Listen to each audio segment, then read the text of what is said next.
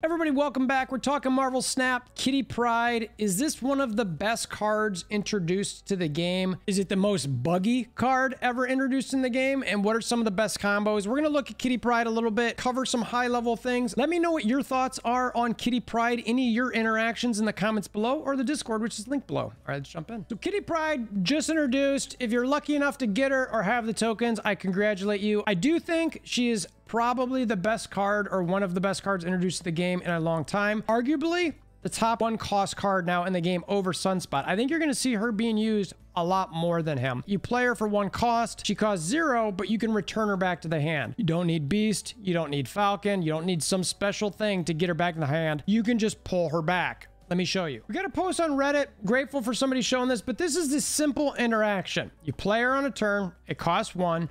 She's there. And then on your next turn, you can see sort of that animation coming back towards your deck, which is going to show that you can bring her back right there. You can kind of see it. And you bring her back. She's 0. You play her again. Costs 1 still. You got to remember that. It's always going to cost 1. And when you play her, guess what?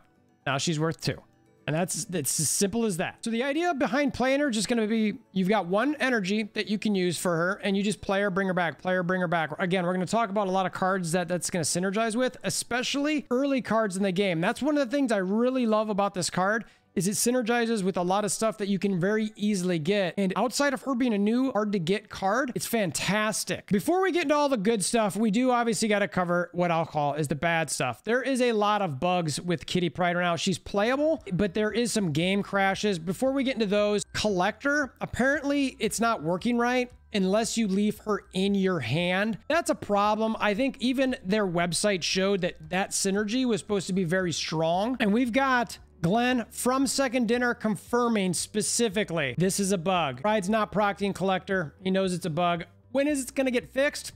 TBD. Part of me does think that interaction is a little broken, but I think it is nice to have that synergy because the fact that Kitty is always going to cost. Now, maybe you have somebody like Beast that will keep her at a 0 cost. You've got to leave her in spot and not return her in order to do that, but it would be worth it if she goes to 0. Problem is, right now, that's not working. Number of people are having problems where any sort of change in her cost, not doing anything. Though I think the biggest problem with any of these kitty bugs right now is the fact that she's crashing games. Is it unplayable like I mentioned before? No, but the fact that somebody might play against somebody, you don't even have to have Kitty Pryde. You can play against somebody and that will cause your game to crash and you not even be able to get back in. There was someone on our Discord this morning where they couldn't even get back into the game.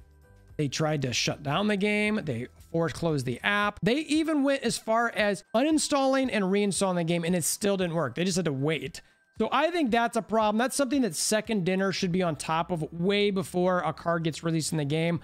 I'm not a coder or anything like that, but I can't imagine something like that should be happening. And what worries me a little bit is there's another card that got introduced in the game in the last couple months that's causing quite a bit of game crashes still. King. King. So anyway, we'll see when those problems get resolved. For that specific bug, as far as getting back in the game goes, apparently you just got to wait it out. I mean, maybe just take a break from Snap for a while. Not the worst thing in the world. When I was originally looking at Kitty a little bit here, I thought that maybe she might be a little too strong. But as I've looked at her more and thought about exactly how she can sort of be played, still continue to cost energy, even at the end, it's if you play her every turn, it's, 6 energy for 10 costs. Like, all right, that's not insane. But there was a moment that I was thinking, you know what? I wonder if she is a little bit too strong. I wonder if maybe they do need to nerf her. And again, I've come off of that. And I think even if they changed her to like a 2-0, I think that is actually a potential buff to her because then you lose the chance to be able to killmonger her. Now, obviously you need to have your opponent have priority to pull that off. So again, I'll throw Ghost out there, which, I know a lot of people don't like her, but he's okay. But I think they need another good 1-cost card outside of Sunspot. And I think Kitty's it. I just think that she's going to really sort of fit into any sort of deck. I think she's great. I really hope they don't think she's going to be nerfed. But what does concern me is the fact that I think you're going to see a lot of people put her everywhere. And we'll talk about combinations and decks with her in a little bit. One of the things that Second Dinner analyzes is if a card is in every deck. And I do think Kitty is that type. But then again, Sunspot's used everywhere too. So So even with that cost of like a 610, she does give you some great flexibility to move around and change your locations and stuff like that, build up other cards, and we're going to get into that. So with Kitty, you can play her on turn 1 and bring her back. Turn 2 is 2 points. Turn 3 is 4 points. Turn 4 is 6 points. 5, 8 points. Turn 6 is 10 points. And again, every turn she costs 1 unless the beast interaction is working.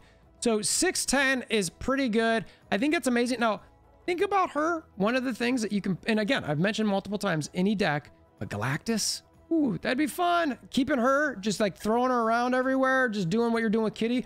People will probably be focused on that Kitty, maybe not be thinking about Galactus a lot. You can have Kitty in a spot, bring her back, throw out some Galactus a little early maybe. I don't know. I think that could be pretty sick. One of the first good cards to consider playing with her, Bast. Now again, you need to play Bast first, but you get those 3 points automatically. So it's sort of like playing Kitty, and she gets a little bit of 1 extra point with it. So it's not too bad. I like the Bast combo. We mentioned Beast, though right now this seems to be a problem with the game, but eventually when they do fix this, I highly recommend bringing Beast in there because 0 cost, that is pretty nice so that you can play some of those higher cards later. Just remember, you're going to have to leave Kitty Pryde out there, so you're going to lose that +2 for that turn.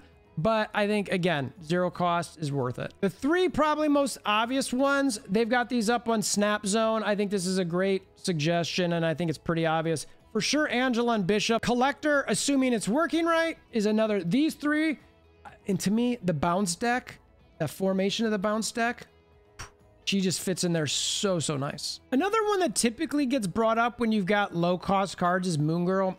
I don't know how much I actually love this one. You do need to leave Kitty in your hand to be able to do this. But if you've got her at 0, maybe you want to play Moon Girl and copy another card or 2 at the front end of this. I do think this can be a really strong play. I also want to throw out their Taskmaster for that turn 6 play. Throw it on Kitty, depending how big she is, Taskmaster.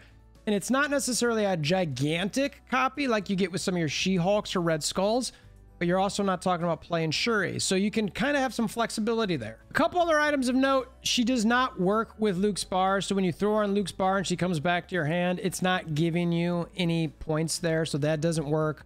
Also, Falcon doesn't work. So don't have Falcon in whatever bounce deck you've got unless you really need him for the other 1-cost cards. But the truth is playing him, and that means Kitty's on the field, that you're losing those 2 points. And unless you're gaining a lot of advantage from playing those other 1-cost cards multiple times, I don't think Falcon fits in very well here. When I'm theory crafting about a deck here, again, I'm looking at bounce type concepts. This is something that I threw together. I'm going to go over some alternates for some of these cards as well, but I really like Kitty Pryde. I also threw in Valkyrie because I like Valkyrie anytime I'm playing Bishop, Angela, and Collector, because in that lane, if it gets a little out of hand or there's a Shuri play with high, real uncontrollable power, I like to sort of bring in that Valk. And then on that lane, I like to play it with somebody like a Bishop. So I've got Ant-Man in there for those ongoing type effects because Angela will also be there and Bishop will get another point with the Valkyrie. I like the Agent 13, just low cost card, gives you a random card that could be helpful, but ultimately can also help Collector. Angela, for obvious reasons we mentioned. Black Widow, I just like to play with the bounce deck in general because she can throw that Widow's Bite out there. We already talked about Collector and Beast. Cable's definitely a replaceable one. I threw him in here for some Collector synergy and some reading what your opponent might have or pulling something that you know they're not going to play. Armor, just to protect those 1-cost cards. That's another one you can flex out. We talked about Bishop and Valkyrie. Some of the options, again, we've talked about these a little bit, but anytime you're playing with Collector or cards that are pulling other cards, Quinjet is a good opportunity to gain some energy there. Goose, playing low-cost cards. You want to limit your opponent from doing it. Baron Mordo, I really like Baron Mordo in bounce decks. Maria Hill, Agent Coulson. Moon Girl, we mentioned earlier. Taskmaster, again, you're trying to copy something.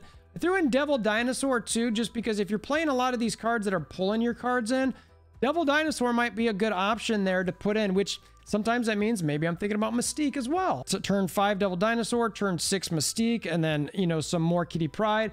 And we mentioned Galactus earlier, so I just threw him in here. Obviously, you need a specific Galactus deck to do that. Also want to show what they've got on Snap Zone. They've got the general Kitty Pryde deck. They've got the Hood in there. A lot of the other cards that we talked about. They threw an Iceman. They have Falcon. Again, I mentioned Falcon earlier. I don't know if I love that play. They've got the Devil Dinosaur. I didn't have America Chavez in there, but that does help thin it out a little bit. Sarah, Kitty, they throw in Valkyrie here, which is interesting. Sarah, obviously, to get the lower cost cards later. They've got Bishop. Mysterio, that's one that should be on my alt list from earlier. Anytime you're playing Mysterio or with Bishop, Mysterio is a must-have. Scarlet Witch to change any locations. They've got the Killmonger and the Nova in here. I don't know if I really love that. I mean, you've got to make sure that you pull your kitty back, I guess. I mean, you're going to do that, so it's an interesting play. But they've got that there, and then obviously some tech cards with Shang-Chi and Enchantress and Zabu to try to get just 2 cards cheaper. I don't love this deck, honestly. I think the Zabu, just for those 2 cards, not necessarily worth it. They've got a Valkyrie control. Again, anytime you're playing Valkyrie, you could get some low-cost cards out there. That's just some other alts you could throw out there with Wasp and Yellow Jacket anytime you're playing Valk.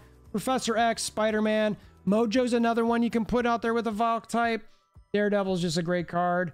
They've got Bast and they've got Adam Warlock just to start pulling in more and more of those cards. So all in all, again, I think she's got a lot of options. Let me know what you're thinking as far as how you're going to play her. This is a different video, but again, I can't play her because I don't have the tokens. The acquisition's not high enough. Some of the offers aren't good enough. It's sad. I wish I could show some gameplay. I can't.